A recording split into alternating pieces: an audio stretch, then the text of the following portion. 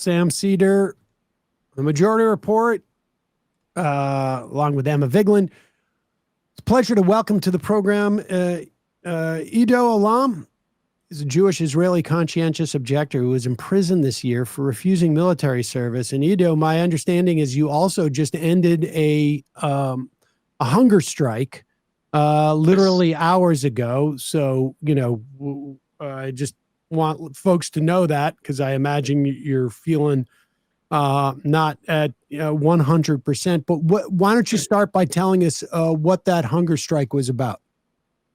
Sure. Then this hunger strike was started on Sunday by the High Follow-up Committee for Arab Citizens of Israel. It's basically a committee that under it there's all the Arab parties and all the Arab local leadership, and they are trying to work together to have a better future for Palestinian citizens of Israel, because they are second class here.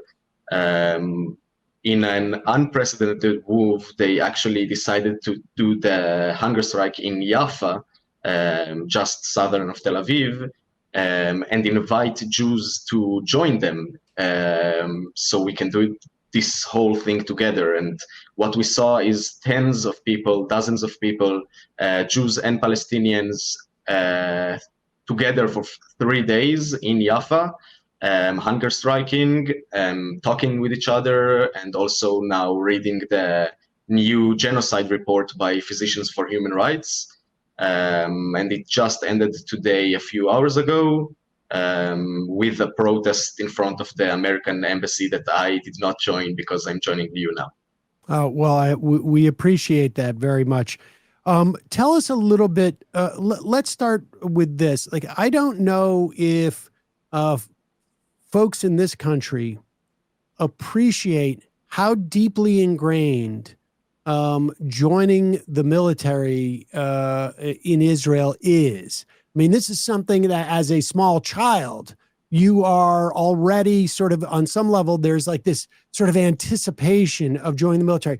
Walk us through that a little bit. So I want people to understand the, what you've done and continue to do, and aside from just going to prison, is very rare in Israeli society, and frankly takes a lot of courage. But walk us through what that sort of, like, how ingrained being a member of the military is in Israeli culture. Sure. Then I would start by saying that I come from what we call a leftist family. So for me, at home, at least, it wasn't so ingrained. But talking, for example, about the education system, from kindergarten till 12th grade, you have soldiers visiting you in class, talking about helping you with tests to do different units in the army. You have always you have a soldier, at least one, in your school. Since the 7th of October, obviously, it's even worse. Every year you have Remembrance Day for the dead soldiers from your school, which you are obligated to come to. You have to stand for 2 minutes in remembrance. You have to stand for the national anthem. They bring soldiers that were in your school to talk with you and to grieve with you, which for me seemed very usual as a child. My older brother, also went to the army. I mean, he was kind of in a less liberal environment and a less leftist environment. So he kind of just went with all of his friends. That for me, I mean, it means that I come home for a person with uniform and a gun, which for me at the age of 15 should tell me that I should do the same. Also everywhere, I mean, in your bus, on the street, in your coffee shop, you see guns, uniforms. It's very much normalized. Once again, since the 7th of October, it's even worse, because now the Interior Minister of Ben Gvir gave a ton of pistols to random civilians. But it's basically not going to the army here is basically doing the worst sin out of all of them. every conversation with somebody that I tell them that I'm 18, they ask what I do in the army. Every conversation with any job interview that I ever had asked, oh, are you going to the army? What are you going to do in the army? It's basically the like normal conversation for anybody around the age of the army. And once again, a lot of my friends, childhood friends, went to the IDF because that's what is expected of them. Two follow-up questions to that are somewhat related. Your Arab-Israeli classmates, or Palestinian-Israeli classmates, I should say, the minority in Israel proper, is it the same in terms of their treatment with pushing them into IDF service, or how is that approached with the minority of those classmates? And two, how have your classmates or fellow teenagers on a whole responded to you and your other comrades taking this action of civil disobedience and going to jail because you refused to serve? So I would start by saying that in my grade at my school, there were 0 Palestinians. I mean, Israel is a very segregated country. I would say that like from both sides, even though I live in Tel Aviv, I went to a school in central Tel Aviv. I did not know of any Palestinian students. Palestinians are not obligated to go to the army. That was decided a very, very long time ago. Now, all the time, there's like campaigns from the right to basically say who doesn't serve, doesn't vote. That comes both from the opposition parties on the right and the coalition of Benjamin Netanyahu. So they are not obligated to serve, but they are pushed to be more patriotic and do national service, which is a year or a few years volunteering some way to help the country, basically. And there's a lot of money being dropped on like campaigns for the Arab Palestinians in Israel to do national service, which we object to, of course. My classmates, which, like I said, all of them are Jewish, luckily very much supported me, most of them, my close friends at least. I went to an art school, I learned jazz and philosophy. I mean, it's not the normal Israeli experience. I know many refuseniks that lost contact with people, even family. And I would say that even for me, I mean, some people that I was affiliated with have stopped talking to me because they do not agree with this decision.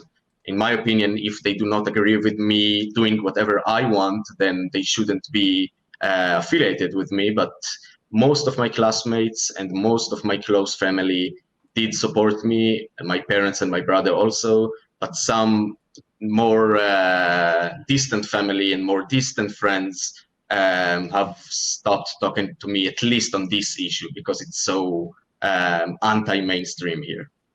How long did you? How long were you imprisoned for? And just walk us up to how you went about filing for the conscientious objector status or refuse.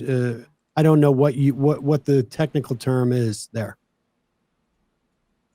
So I was in prison for a bit over a month, and then I had 2 more months in which I was released, but I was in a process of litigation with the army, basically trying to convince them that I should be released and that I'm too much of a burden for them. So overall, like even after prison, I had to come a dozen times to the enlistment base, get yelled at, sleep there, stay there full days, almost go back to them to prison because they wanted to threaten me, basically. But in general, in the actual military prison, I was only a month. That is different for every other refusenik. I mean, I did not apply for a conscientious objector release, because in Israel it's kind of like BS. I don't know if I can curse on this show.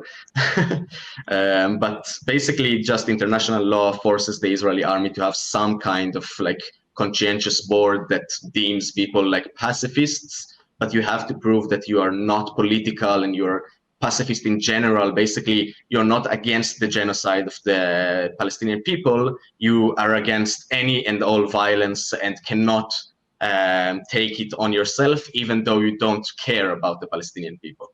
And who decides that is like 5 military officers that obviously catch you lying very easily if you try to. So I would say that like going to that board and having a military combat profile, as we call it, is very hard.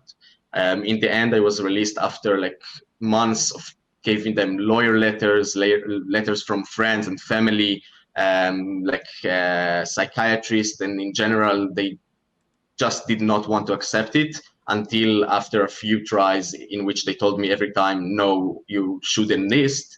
They decided that I'm too much of a burden. I mean, the psychiatrist I met in the army literally told me, you shouldn't be released. People in the army are in your conditions also, but I don't have time for you and I don't care for you. So just go before I decide otherwise. That's basically exactly what he told me. And so the psychiatrist was basically arguing the army is full of people who feel that what's going on is genocide, but we don't have the resources to deal with you making a stink about it.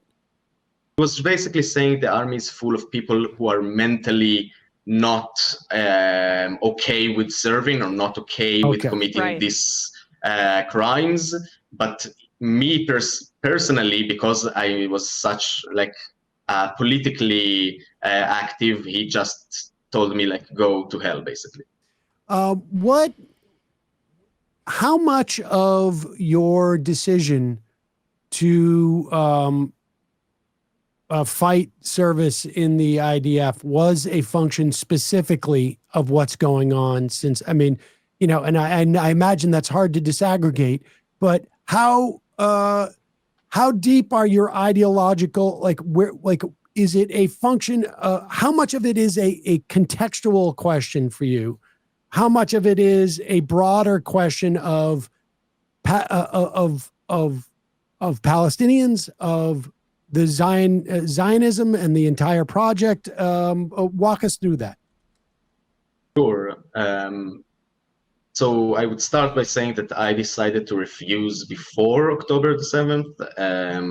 I have been active both in the Mesarvot network for conscientious objectors and the Hadash party, which you talked with Ofer Kassif from in the past, and its youth, which is the Young Communist League. So I was active in all of these spaces since the age of 14.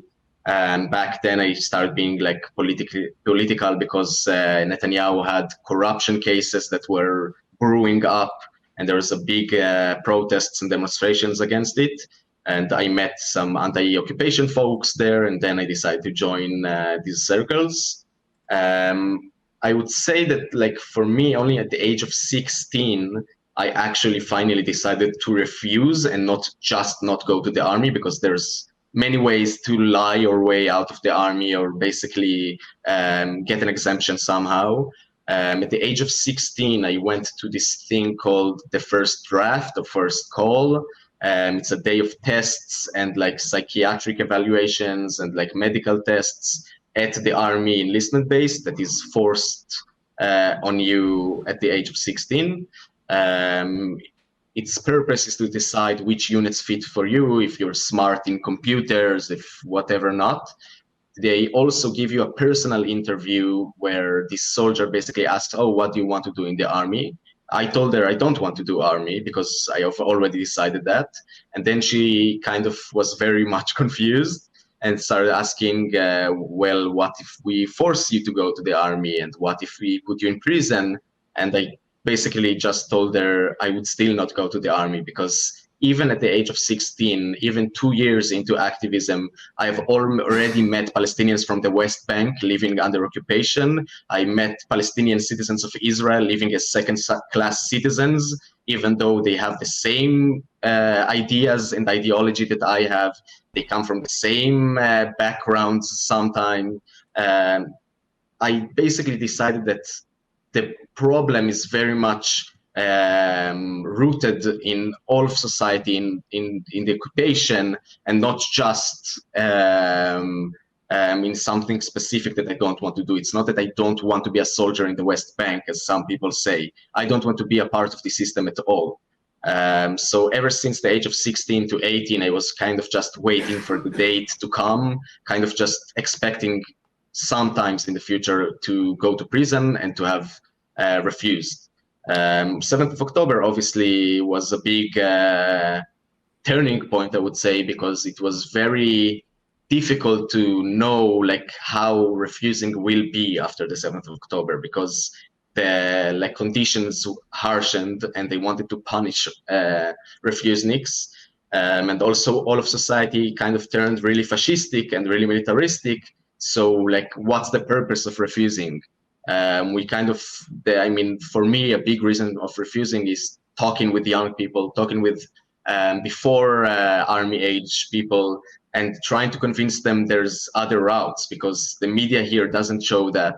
And also you just do not hear of that. So if I couldn't do that, then I would have to rethink refusing. Well, can you you mentioned the media, and I'm just so amazed that at such a young age you came to so much of this on your own, despite so much repression of information from within Israel that we see from the outside. You see these protests in Tel Aviv even prior to October 7th against Netanyahu's corruption. You see them now about bringing the hostages home, but now increasingly about focusing on the genocide of the Palestinians. But then you see poll numbers, like say that come out of the University of Jerusalem, and you see like overwhelming support for Trump's ethnic cleansing plan of Gaza. And it seems to me that there's a pretty substantial divide between, say, Israelis in Tel Aviv or in cities versus the rest of the country, which is still incredibly radicalized. Although, I mean, give me your perspective. What is the environment like there still, almost 2 years into the genocide?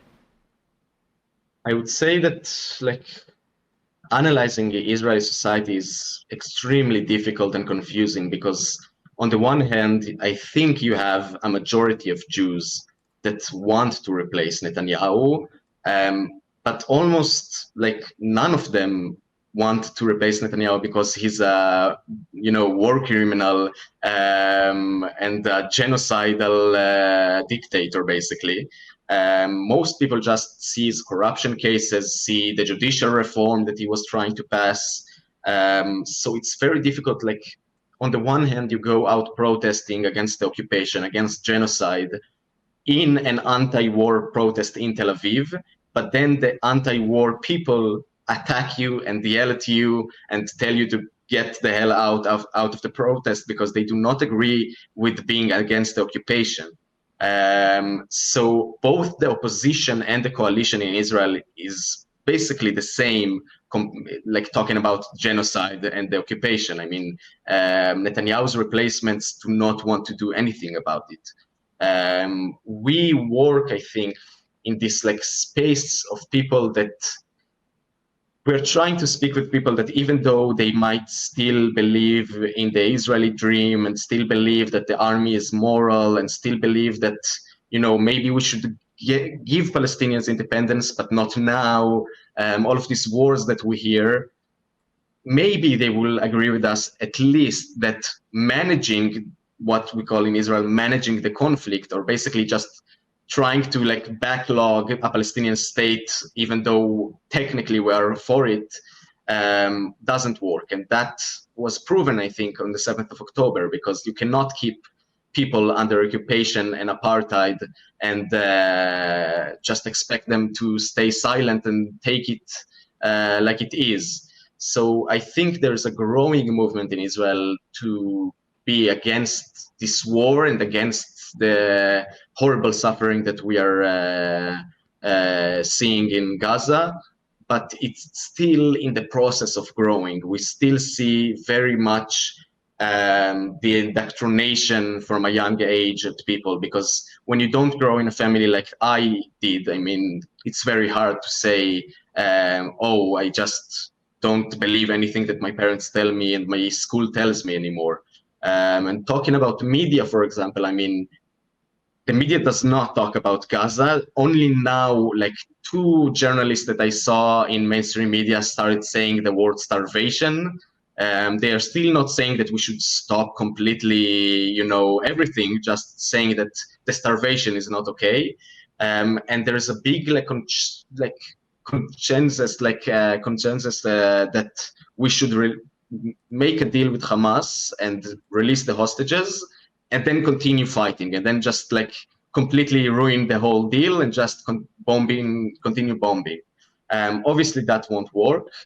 And the only people that you see here now talking about the genocide is Haaretz newspaper and 972 magazine, which are doing really amazing work.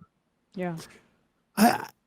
So if I hear you correctly, there is an increasing sort of anti-war sentiment, but that the notion of Palestinian rights, whether that comes in the form of ending, from the outsider's perspective, you're living in a one state already. It's just one Yes. where there is apartheid and varying degrees of apartheid, frankly, and varying degrees of violence associated with that apartheid.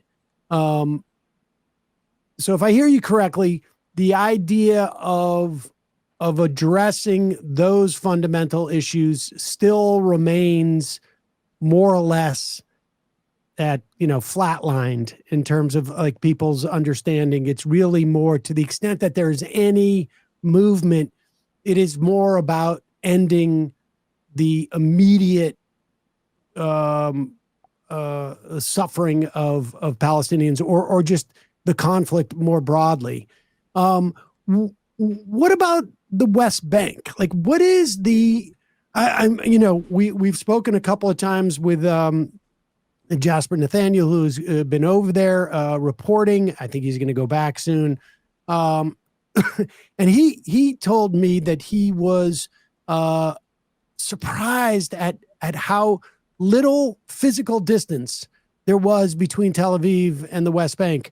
But in terms of knowledge, in terms of awareness, he was shocked. The lack of awareness as to what was going on in the West Bank, seemingly. Is that your experience, that your friends or your extended friends or your contemporaries have no idea what's going on just literally miles away? I would say that, about the knowledge and distance thing, Gaza is 1 hour away from Tel Aviv. Right. I was just there in Jaffa. A lot of the people in Gaza are the refugees from Jaffa, and it takes very little time to reach from Jaffa to Gaza.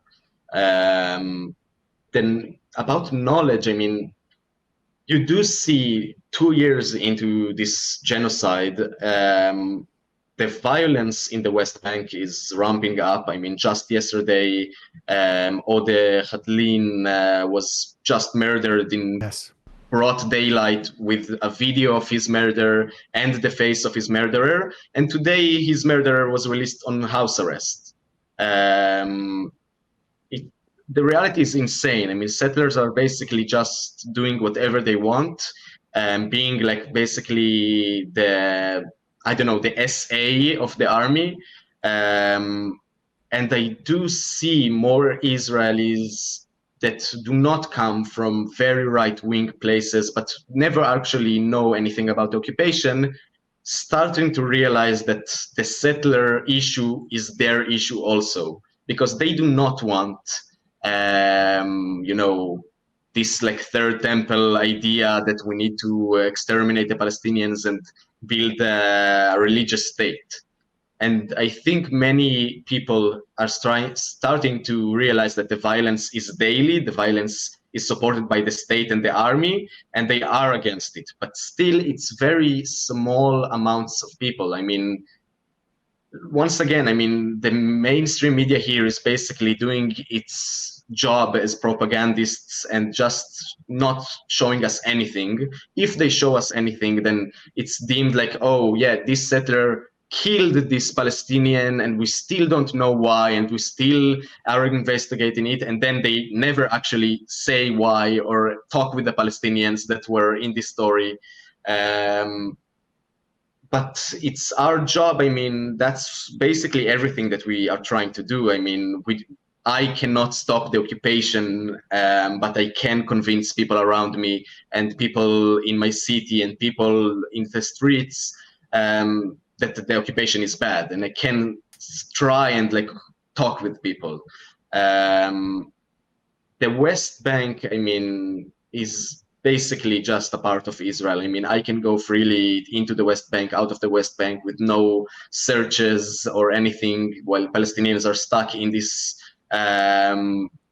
basically like this ghetto that is getting tinier and tinier every time that a village has to evacuate from settler violence. Many of our friends are going to do protective presence in the West Bank and trying to support families.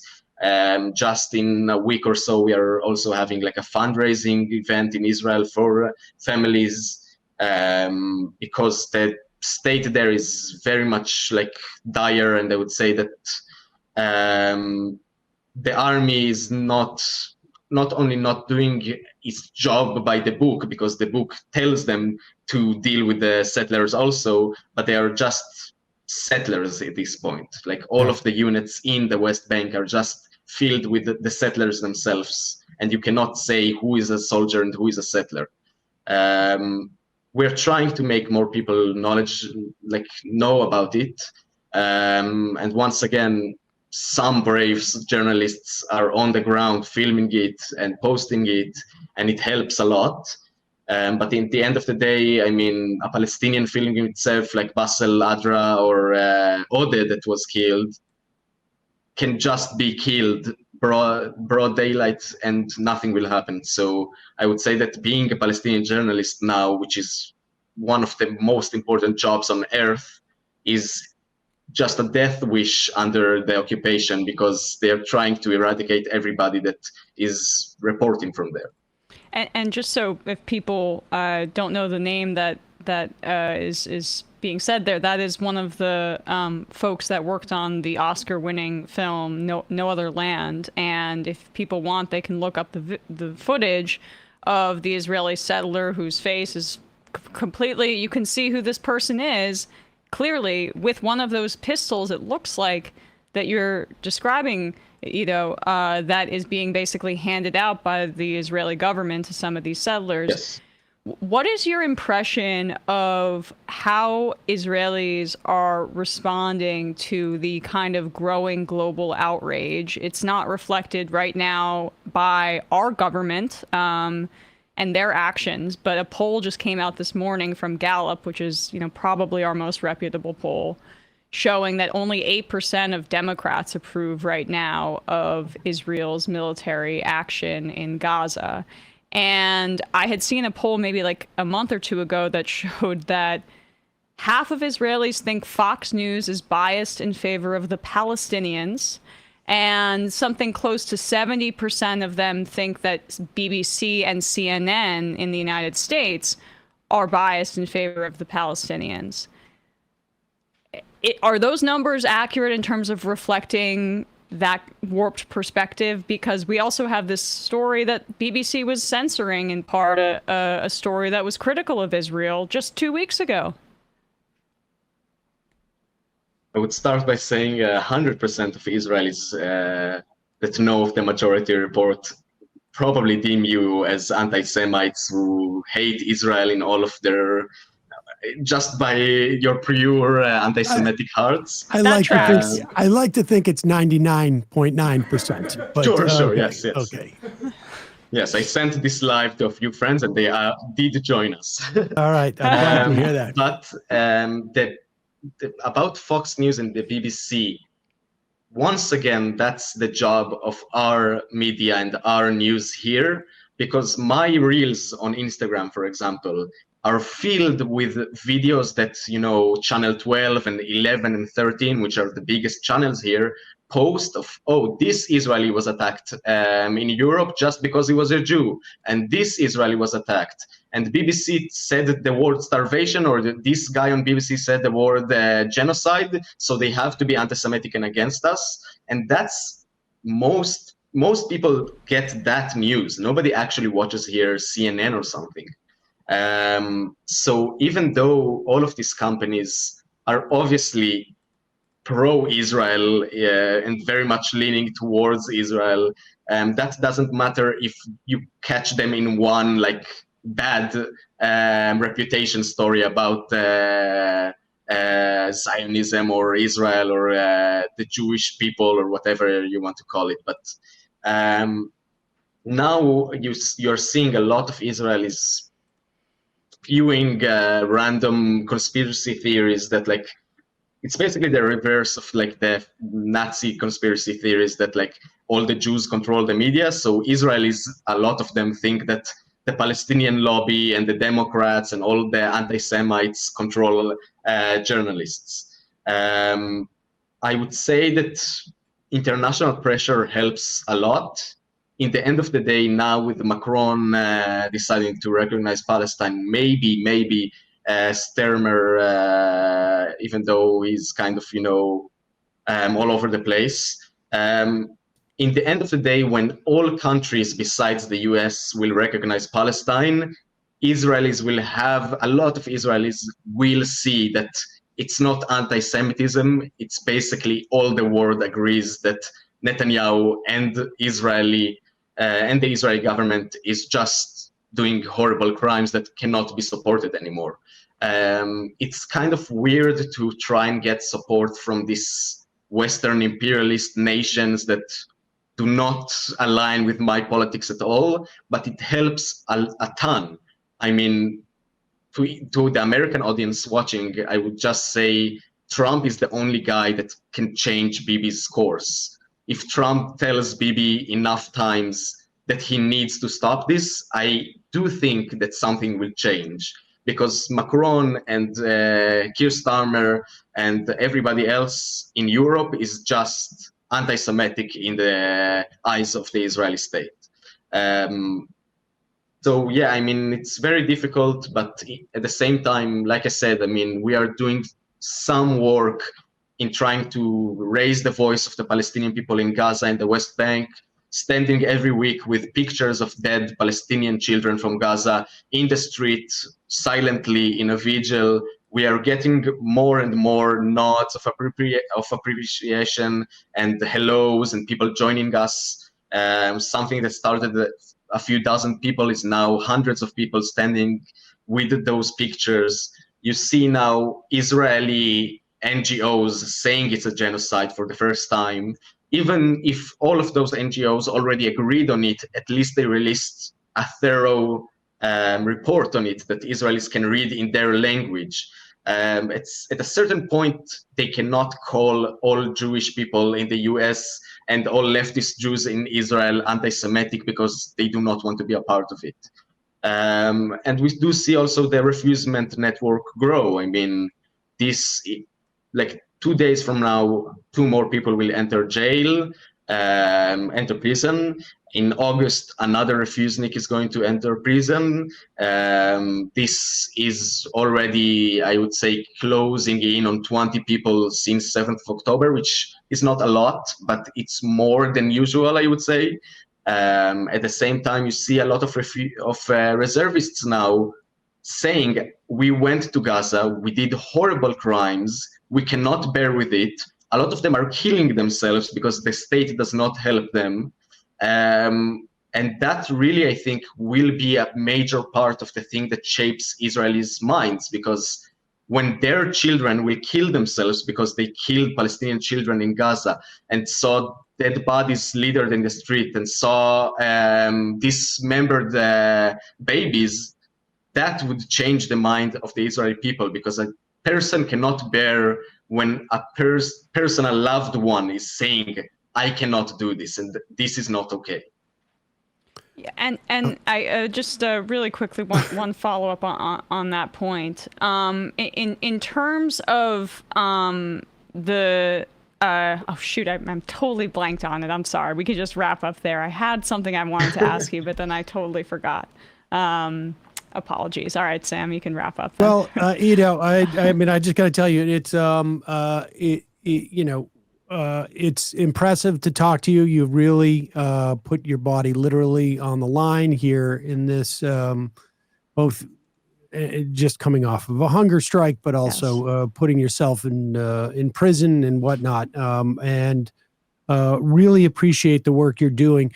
If there, I mean, you sort of alluded to it, but if there's like specific things that you feel folks in this country can do to help influence, you know, from here, it's very difficult to see how we can influence things. Donald Trump is also, we may be considered, you know, I may be considered anti-Semitic or a self-hating Jew by 99.9% of the people watching in Israel.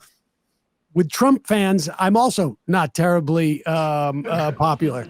But what, from your perspective, like what can we do that is helpful in the way that you're trying to affect change there? So two things I would say. First of all, like I said, pressure your officials and representatives to stay away from supporting and giving aid to our government. I mean, our government can only do what it does because it gets this aid. It's a bit shameful to see some of your more leftist representatives still hold, for some reason, the idea that it's defensive aid. That helps a lot, pressuring people to not accept money from the Israeli lobby, pressuring people to say that they recognize Palestine, say that they recognize it's a genocide or at least a starvation or a massacre. Being against it really helps. The people in the US that are, you know, shouting at officials are really inspirational, because that, in the end, making the officials' life more difficult will bring change. Besides that, and besides pressuring people, support us in whatever way you see fit. I mean, if you come to Palestine, then volunteer with Palestinian communities in the West Bank. If you do not come, you can donate both to Gazan relief funds, West Bank relief funds, and also to our own activism, which we do not accept any money for our own good. We just, you know, need things to protest. And always collaborate with us, talk with us. We would love to come talk with whoever wants to, and extend the message to them. Well, we hope to have you back on, Iddo Elam.